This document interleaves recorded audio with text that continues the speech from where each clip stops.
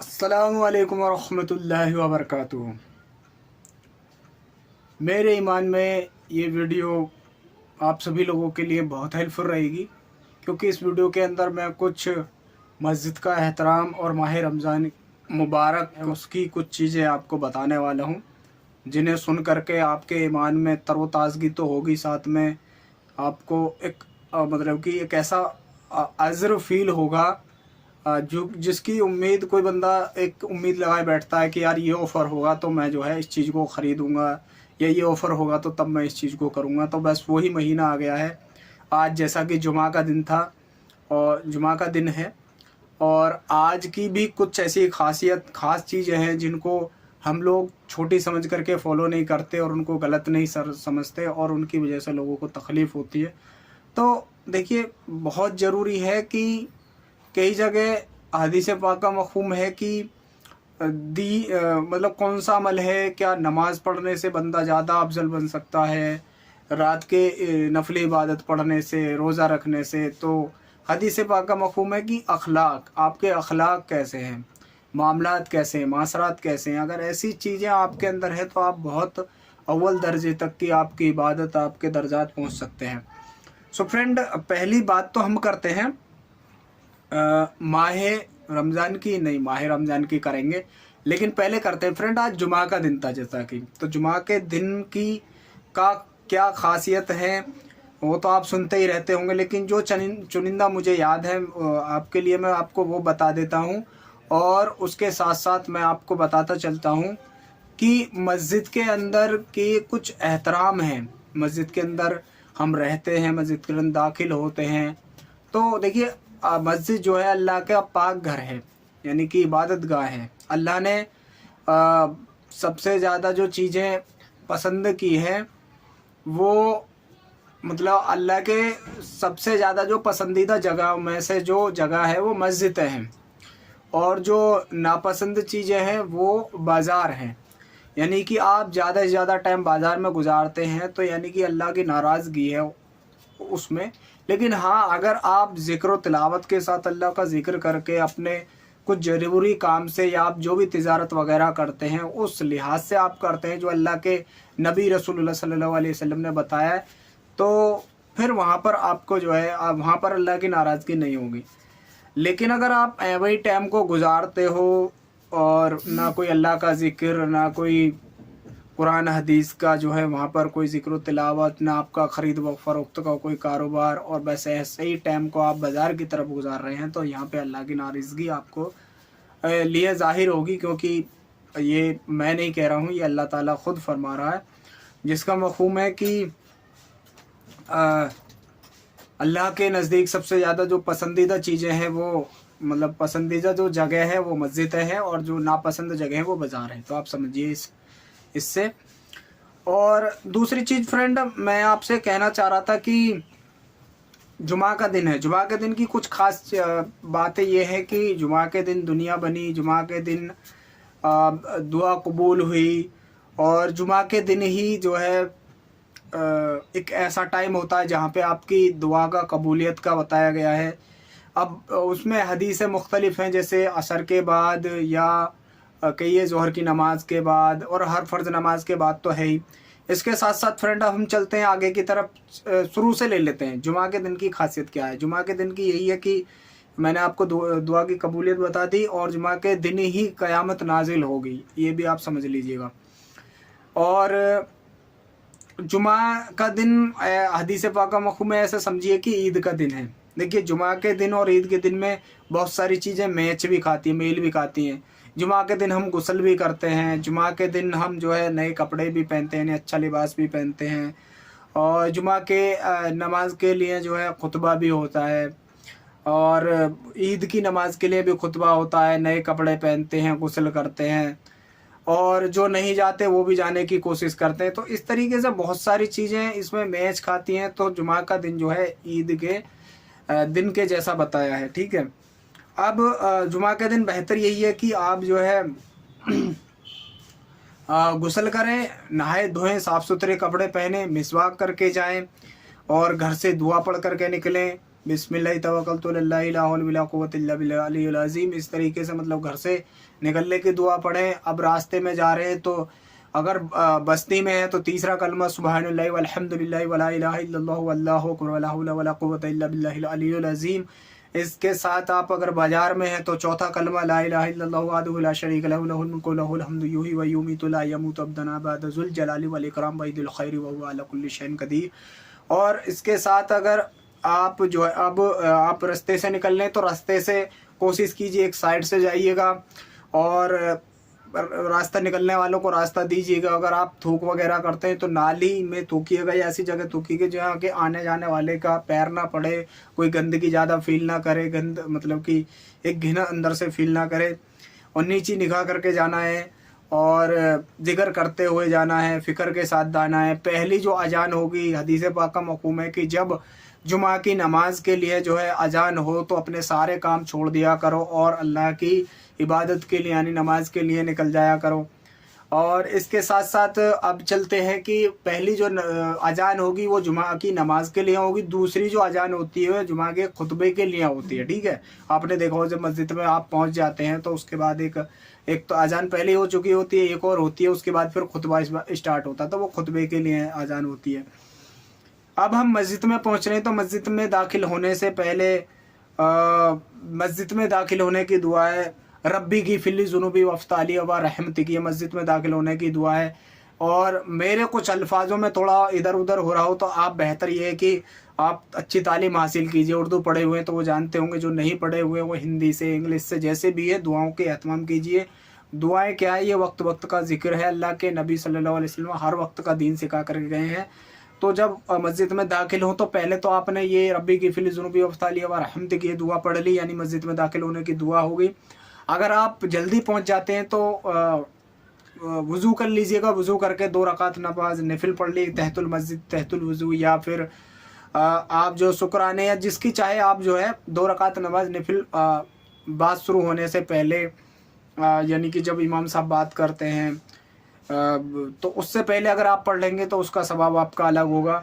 सुन्नतें भी अगर अभी नहीं मतलब वहाँ पे बातें शुरू हुई हैं, दिन की बातें नहीं शुरू की हैं इमाम साहब ने, अगर उसी टाइम पढ़ लोगे तो अच्छा है, क्योंकि उस टाइम पे कम लोग रहते हैं, शोर शराबा नहीं रहता है। अगर आप तब नहीं पढ़ते हैं तो इमाम साहब कुछ मस्जिदों में ऐसा है कि सुन्नत के लिए टाइम देते हैं तो आप उस पर भी पढ़ सकते हैं, उस वक्त भी पढ़ सकते हैं। ठीक है, उसके बाद मस्जिद में जब दाखिल हो जाएंगे तो एक दुआ होती है मस्जिद में ठहरने की, एहतिकाफ की नियत होती है। बिस्मिल्लाह दखलतु व नबीतुल सुन्नतुल एहतिकाफ। मुझे थोड़ा सा इसमें इधर उधर हो रहा है क्योंकि मैं वो नहीं मस्जिद में दाखिल होते ही मैं सही पढ़ता हूँ, अभी मेरा थोड़ा ज़बान पर नहीं आ रही है दुआ। मस्जिद में दाखिल हो जाएं तो आपको जो है एहतिकाफ की नियत कर रही है। घर से वज़ू करके जाएंगे तो फ्रेंड जब तक आप मस्जिद के अंदर रहेंगे और आपने एहतिकाफ की नियत की हुई है तो आप जो है जब तक मस्जिद के अंदर हैं या घर तक आने तक आपकी वज़ू है तो आपको जो है उसका सवाब मिलता रहेगा। तो ये छोटी छोटी दुआएं, लेकिन इसकी वजह से आपको कितना अजर और सवाब मिल रहा है ये फ्रेंड हमें कल आखिरत के दिन पता चलेगा, हमको पता भी नहीं होगा और हमें नेकियों की नेकियां मिल रही होंगी। क्योंकि वहाँ पे फ्रेंड बहुत तो कहते हैं ना कि बुराई का और एक अच्छाई का तोल होगा। तो ऑब्वियसली बात सही है कि बुराई का पल्ला भारी होगा तो फैसला जहन्नुम का होगा, जो कि अल्लाह ताला हम सब ईमान वालों की उससे हिफाजत फरमाए। और अगर नेकियों का पल्ला भारी रहा तो इंशाअल्लाह ताला सारे भाई जन्नत में जाएंगे। तो मतलब कि एहतिकाफ की नियत कर लीजिएगा। और अब यहाँ पे फ्रेंड आप जो है जब जल्दी जा रहे हैं तो जल्दी जा कर के कोशिश करें कि जहाँ पे इमाम साहब बात करते हैं वहाँ पे जा कर के बैठें, और वहाँ पे जा कर के बैठें और बैठने के बाद जो है इमाम साहब जो बात करें उनकी बातों को ध्यान से सुने। इसके साथ साथ फ्रेंड अब कुछ चीज़ें ऐसी होती हैं जिनको लोग फॉलो नहीं करते, या तो उनके पास सही इल्म नहीं होता या तो फिर वो जानबूझकर करते हैं, वो उनकी वो जाने। लेकिन मैं आप सभी लोगों के लिए ये वीडियो इसीलिए बना रहा हूँ क्योंकि हम इन चीज़ों से बचेंगे तो हमारे अखलाक मामलात जो है अच्छे होंगे, बेटर होंगे। अल्लाह ऐसे बंदों को बहुत पसंद करता है जो कि बिना लोगों को तकलीफ़ दिए जो है दीन पर ज़िंदगी गुजारते हैं। और हदीस पाक का मफ़हूम भी है कि ये बेहतर ईमान वाला वो है कि जिसकी जात से दूसरे ईमान वाले भाई को तकलीफ ना पहुँचे।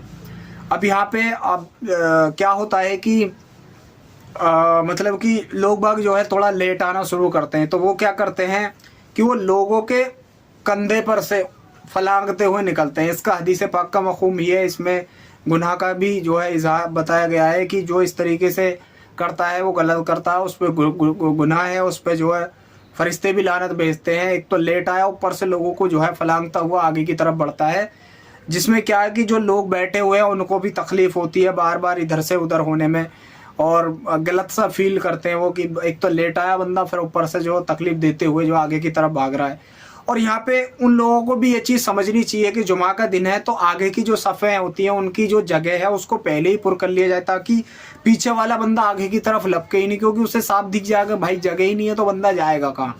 लेकिन आगे की तरफ हम सफ़ों में जगह छोड़ देते हैं, तो ये नहीं करना चाहिए, पहले आगे की सफ़ों को भर लेना चाहिए।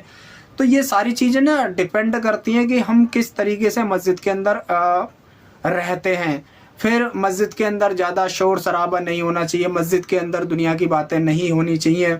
मस्जिद के अंदर अगर आप जिक्र भी नहीं कर रहे हो तो भी मस्जिद के अंदर अगर आपने एतकाफ़ की नियत की हुई है तो भी आपको सवाब मिलता रहेगा। और मस्जिद के अंदर रहने से आप जो है बुरी बातों से बचे रहोगे। और भी बहुत मस्जिद के फ़ज़ाइल हैं कि मस्जिद के अंदर फ़रिश्तों की आवाज़ लगी रहती है, फ़रिश्तों के आप माहौल में रहोगे। तो ऐसी जगह पर आप अगर कोई भी गलत चीज़ों को करते हैं तो जितना यहाँ पे सवाब है उतना जो है आपको गुनाह भी मिल सकता है। तो इसलिए ऐसी चीज़ों से बचना चाहिए। जो लेट आ रहे हैं उनको देखना चाहिए कि भाई हम लेट हैं तो पीछे की सफ़ों में रुकें या आगे पीछे जाएँ, या फिर इंतज़ार करें कि वो साथी जो है आगे की सफ़ों को पूरा कर लें। लेकिन बेटर यही है कि पहले ही उस सब को पूरा कर लिया जाए, आगे की सफ़ों को पूरा कर लिया जाए, ताकि पीछे वाले जो आगे की तरफ ना जाएं। और बच्चों को जुमा के दिन ना ले जाया जाए, क्योंकि बच्चों पर जो है नमाज फ़र्द नहीं होती है जब तक कि वो बालिग ना हो जाए।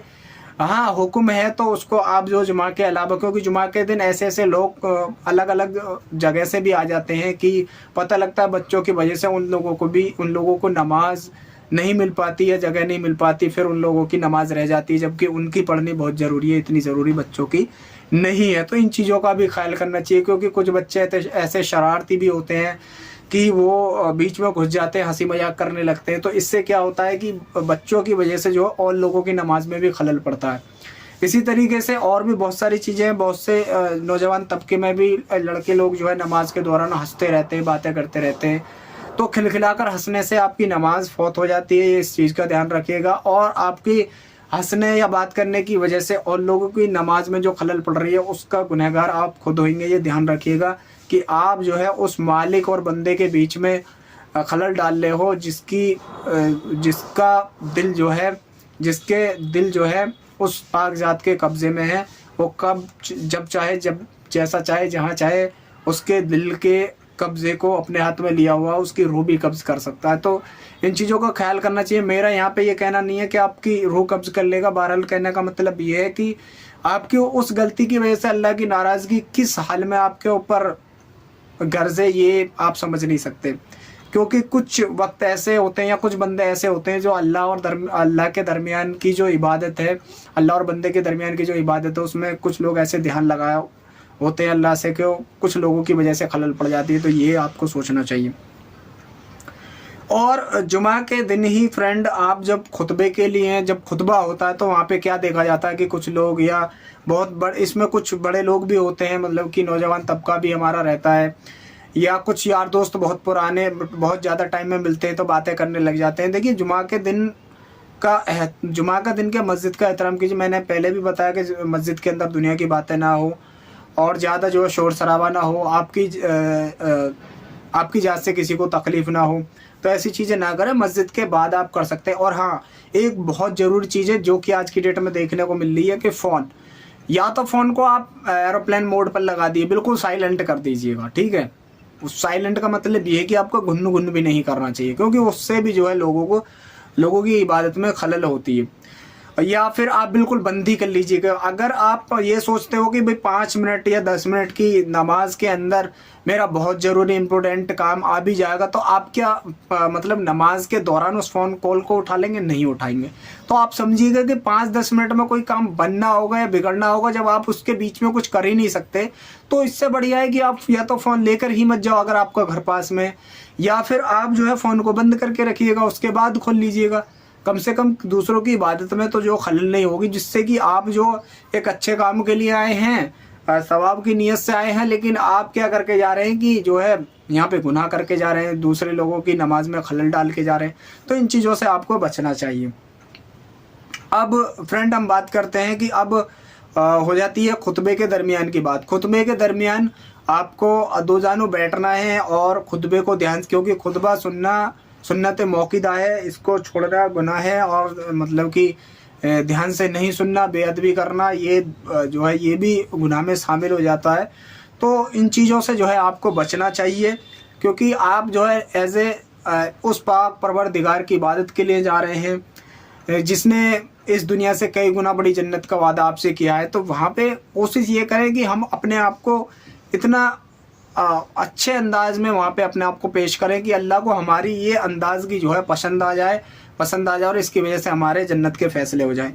तो ये जो चीज़ है फ्रेंड, आप अगर फॉलो करने लगेंगे धीरे धीरे, इंशाअल्लाह ताला मैं उम्मीद समझता हूँ कि मस्जिद के अंदर का जो माहौल है ना, सब ये चीज़ फॉलो करने लगेंगे, तो एक अंदर से ऐसा फील होगा कि यार यहाँ तो ऐसा लगता है कि मक्का मदीने जैसा माहौल, या ये कहिए कि अल्लाह के नबी सल्लल्लाहु अलैहि वसल्लम के दौर का माहौल यहाँ पे जो देखने को मिलता है। और वहाँ पे जो है आपको चटाई, या अगर कच्ची मस्जिदें हैं तो रोड़े कंकड़ी वगैरह या और बहुत सारी चीज़ें होती है, उनसे खेलना जो है खुतबे के दौरान ठीक नहीं है। इससे क्या होता है, खुतबे का जो सवाब है वो आपका ख़त्म हो जाता है। ज़्यादा खुजाना वगैरह और ध्यान से मतलब की बातों को नहीं सुनना, ध्यान कहीं और रखना, और यहाँ पे जो है मतलब मस्जिद के इमाम जो है आपको खुतबा सुना रहे हैं और आपकी जो तवज्जो कहीं और है। तो ये जो चीज़ें हैं, ये सारी की सारी चीज़ें जो है आपकी जो है मस्जिद के एहतराम के अंदर खुतबे के दौरान की ये सारी चीज़ें आ जाती हैं। उसके साथ साथ फ्रेंड अब जो है बात आती है कि इमाम मतलब कि नमाज के लिए खड़े होते हैं, तो आप खुद से देख लीजिएगा कि सारी सफ़े दुरुस्त हो, आपका नमाज पढ़ने का जो पैरों को रखने का तरीका वो दुरुस्त हो, और उस दौरान भी आप एक बार चेक कर लीजिएगा फ़ोन बंद है नहीं है, किसी का टोपी पहनी, मतलब कि जितनी भी सुन्नत की अदायगी हैं वो सारी की सारी हमारे अंदर होनी चाहिए। फिर देखिए हमारी इबादत इंशाअल्लाह बहुत ज़्यादा पावरफुल बनेगी, हमारी दुआएं कबूल होंगी और अल्लाह भी हमारी नमाज़ों को कबूल फरमाएगा। और यहाँ पर फ्रेंड एक चीज़ और जो काफ़ी लोगों को शायद ना पता हो, लेकिन मैं आपको बता देता हूँ कि जब तक इमाम साहब मुसल्ले पर नहीं पहुँचें तब तक आपको जुमा की नमाज के लिए खड़ा नहीं होना चाहिए। अगर आप खड़े होते हैं तो उससे जाहिर ये होता है कि आप जो है इमाम को नमाज पढ़ा रहे हो, ऐसा लगता है, जबकि इमाम साहब आपको नमाज पढ़ाता है। तो इमाम साहब के पीछे आपको नमाज पढ़नी है, इसलिए पहले इमाम साहब जब मुसल्ले पे पहुंचे उसके बाद ही आपको खड़े होना है। आप पहले खड़े होकर के इमाम साहब को नमाज के लिए आगे नहीं करें, ये एक अच्छी आदत नहीं है। उसके साथ साथ फ्रेंड मस्जिद के जुमा के दिन मस्जिद की साफ़ सफाई, माइक वगैरह, ये सारी चीज़ें भी आप ही को देखनी चाहिए। ये आप ही को क्या मतलब हम सभी को देखने की, हम सभी की जिम्मेदारी है। और अगर ये अंदेशा है कि ज़्यादा लोग होंगे तो बाहर भी जो है जहाँ तक भी मस्जिद का दायरा है, ताकि ऐसे उसमें पढ़ना है हमें कि बाहर निकलने वालों को, आने जाने वालों को या रोड की तरफ हमारा फैलाव ना हो, जिससे कि दीन के अंदर जो है एक लोगों की नेगेटिव पॉइंट मिल जाता है कि भाई जुमा का नमाज आपकी होती है और हमारे रोड रास्ते बंद कर दिए जाते हैं। तो ऐसी चीज़ नहीं करनी चाहिए, ये भी बहुत ज़रूरी है। दूसरों का ख्याल करना है, क्योंकि जिस देश के अंदर रहते हैं ऐसा नहीं है कि सारा अधिकार हमारी, अगर हाँ वो आपको करने देते हैं, इजाज़त देते हैं और काफ़ी लोग आपसे मतलब कि खुश हैं और इस अमल को करने देते हैं, तो एक ये अलग चीज़ बन जाती है। लेकिन आप अपनी तरफ से ऐसी चीज़ें नहीं कीजिए जिससे कि दीन के अंदर लोगों की रुकावट बने, दीन को लोग बुरा भला कहने लगे। क्योंकि दीन तो एक ऐसा मज़हब है, इस्लाम धर्म एक ऐसा मज़हब है कि कहीं से कहीं तक भी ये आपको कहीं भी डाउट और संदेह वाली चीज़ है ही नहीं। अल्लाह ताला ने कुरान और हदीस के हवाले से सारी चीज़ों को खुला बता दिया है। अब चलना नहीं चलना वो आप सबके इख्तियार में है, लेकिन इसका इल्म हर किसी को होना ज़रूरी है। उसके बाद जुमा की नमाज हुई। नमाज होने के बाद फ्रेंड आपको एहतमाम करना है इस चीज़ का कि एक साथ भीड़ की तरह ना निकले। देखिए सुन्नतें या तो आप अपने घर पर पढ़ के आए हैं या फिर आप अपने घर पर जा कर के पढ़ें, लेकिन धक्का मुक्की ना करें, आराम से उतरे, आहिस्ता से उतरे, थोड़ा सब्र करके निकलें, दुआ करके निकलें। मस्जिद से बाहर निकलने की दुआ है रब्बी की फिली जुनूबी अफ्ताली व फजलिक, इस मतलब कि मस्जिद से बाहर निकलने की दुआ है। सीधा पैर निकालें, उल्टा पैर पहले निकालें और उसके बाद उल्टे पैर को उल्टे जूते चप्पल में रखें, फिर सीधे पैर को दाखिल करें, उसके बाद निकलें। इसी तरीके से मस्जिद में दाखिल होना, सीधा पैर दाखिल करें, उल्टे पैर को बाद में दाखिल करें, चप्पल को उठाएं, उल्टे हाथ से उठाएं। बहुत सारी सुन्नत है फ्रेंड। आप सुन्नतों पे फॉलो करेंगे तो इंशाल्लाह आपकी इबादत ना बहुत दमदार होने वाली। तो ये फ्रेंड जुमा की कुछ बातें थी। और उसके बाद फ्रेंड आप फिर से घर की वापसी कर रहे हैं तो ऐसे ही सलाम करते हुए सलाम को फैलाना। ऐसे नहीं कि बस जिससे जान पहचान है उसी को सलाम कर रहे हैं। जो टोपी दाढ़ी वाला जो भी मुसलमान है उसको सबको सलाम करते हुए निकलते आए, जिक्र करते हुए आए, नज़र नीची करते हुए आए। और अपने घर पर आए तो सलाम, सबको सलाम करें। रात को आ रहे हैं तो फ्रेंड आहिस्ता, ताकि किसी की नींद में खलल ना पड़े। और जो है दिन में है तो सभी को सलाम करते हुए घर में दाखिल हो। कोई नहीं भी है तो भी दाखिल हो। अब ऐसा नहीं कि आपकी अहल यही है तो आप नहीं सलाम करेंगे, सलाम करना चाहिए, क्योंकि आपके घर में या आपके आसपास फरिश्ते भी होते हैं। और घर में दाखिल होने से पहले अल्लाह के रसूल सल्लल्लाहु अलैहि वसल्लम भी जो है सलाम किया करते थे, एहतमाम किया करते थे। तो ये एक जुमा की जो है सुन्नत है, जुमा की खासियत है, मस्जिद का एहतराम, जुमे की अहमियत और बहुत सारी चीज़ें मैंने आपको इसमें मतलब कि बताई। और एक चीज़ और रह गई थी जो कि बहुत ऐसी चीज़ है जो कि करनी चाहिए, उसको बोलते हैं सदका जारिया। कि जो आप मस्जिद के अंदर पैसे इमदाद करते हैं, पैसे देते हैं, जो हदिया देते हैं आप, वो आपकी लगाई हुई मतलब सदका जारिया का हुक्म रखती है। यानी कि जब तक आपकी ज़िंदगी रहेगी जब तक तो सवाब मिलेगा, आपकी दुनिया से जाने के बाद भी उसका जो है सवाब मिलता रहेगा, जब तक उस मस्जिद के अंदर आपके लगाए पैसों की चीज़ों को लोग बाग इस्तेमाल करते रहेंगे। ठीक है। तो और आप इमाम साहबों से भी मुसाफा करते रहिए, 10, 20, 100, 50 रुपये। इससे क्या था, इमाम लोग जो है, क्योंकि भाई उनकी तो कोई ऐसी ड्यूटी नहीं है, मस्जिद के अंदर ही एक वो रहती है। और आपको पता है वो भी लिमिटेशन होती है 10 या 15,000, 20,000 जिसकी भी। और उसमें आज की डेट में आपको पता है बहुत महंगाई और ये खर्चे नहीं पूरे होते। तो हदिया देना मतलब हदिया देने लेना जो है की भी हदीस है कि देते लेते रहा करो, ये एक अच्छा अमल है। तो इस चीज़ का भी ख्याल रखना चाहिए। मस्जिद के अंदर जितना भी आपका पैसा जा रहा है सदका जारिया, आपके ऐसे अकाउंट में आपको ये आपको कल आखिरत के दिन जब आपको मिलेगा तब आपको पता चलेगा कि हमने जो है कितना बड़ा ज़खीरा जोड़ रखा है। और अगर नहीं जोड़ेंगे तो आपकी जो है वो कहते हैं ना, सदका हदीस पाक का हुक्म है कि सदका आपके पैसे को बढ़ाता है और जो सदका देता है उसके पैसे में कभी कमी नहीं आ सकती। तो इन चीज़ों का भी ख्याल करना चाहिए। वहाँ पे कुछ लोग मांगने के लिए बैठे होते हैं तो आपको ये नहीं देखना चाहिए कि जवान है या बूढ़ा है या बच्चा है। आपका दिल करता है देने का, आपको निकालना है, अपना सदका निकालना है तो आप निकाल दीजिएगा। ठीक है। क्योंकि जो भी है वो सवाल के लिए बैठा है, उसने हाथ फैलाया बैठा है, वो उम्मीद लगाए बैठा है, वो आपको नहीं उसको टॉर्चर करना चाहिए। उसको खुद को सोचना चाहिए कि मैं एक जवान हूँ या वो हूँ। आप तलकीन करें तो एक अलहदा करें, आप कोशिश करें उसकी हेल्प करें, मतलब इस तरीके से तलकीन ना करें कि उसे बुरा फील हो। तो इस तरीके से बहुत सारी सुन्नतें हैं, बहुत सारी चीज़ें। तो फ्रेंड अगर हम सब लोग ऐसी सुन्नतों को, ऐसे अखलाक, ऐसे मामलात को फॉलो करेंगे तो इंशाअल्लाह ताला अल्लाह की ज़ात से उम्मीद है कि हमारी नमाज, हमारी इबादत और हमारे अमल और हमारे इन अच्छे अखलाकों की वजह से दीन ज़रूर इंशाअल्लाह आगे की तरफ बढ़ेगा। और अगर हम ये चीज़ फॉलो नहीं करेंगे तो कल को हम पर ही उंगली उठेगी, हमारे मज़हब पे उंगली उठेगी, जिसका कल हमें अल्लाह के सामने जब पेशी होगी तो उसका जवाब देना होगा। तो मैं समझता हूँ कि आपको ये कुछ बातें मेरी ज़रूर पसंद आई होंगी। अगर पसंद आई हैं तो वीडियो के लाइक बटन को दबाते हुए ज़रूर इज़हार करें कि आपको मेरी वीडियो कैसी लगी।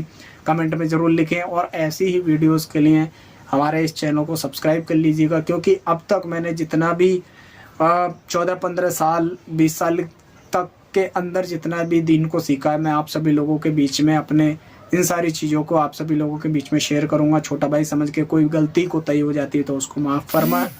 और मिलेंगे एक और मतलब रमज़ान की, क्योंकि ये वीडियो बहुत लंबी हो गई है, दूसरे पार्ट में मैं रमज़ान के महीने की कुछ मुबारकबाद आपको देना चाहूँगा। तो उस वीडियोज़ के लिए हमारे चैनल को सब्सक्राइब कर लीजिएगा, इंतज़ार कीजिएगा, मिलेंगे उस वीडियो के साथ। तब तक के लिए अल्लाह आपको खुश रखे, जज़ाए खैर अता फ़रमाए। अस्सलामु अलैकुम व रहमतुल्लाहि व बरकातहू।